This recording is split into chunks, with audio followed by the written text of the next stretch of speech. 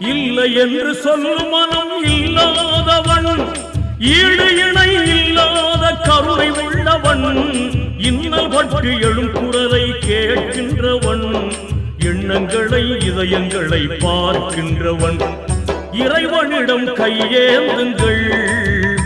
அவன் இல்லை என்று சொல்லுவதில்லை.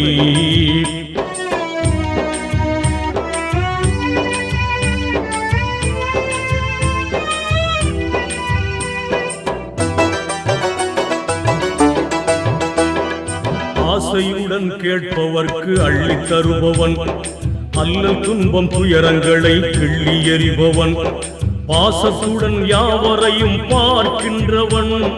பாவங்களை பார்வையினால் மாய்க்கின்றவன், அல்லல் பழும் மாந்தர்களே அயராதீர்கள், அல்ல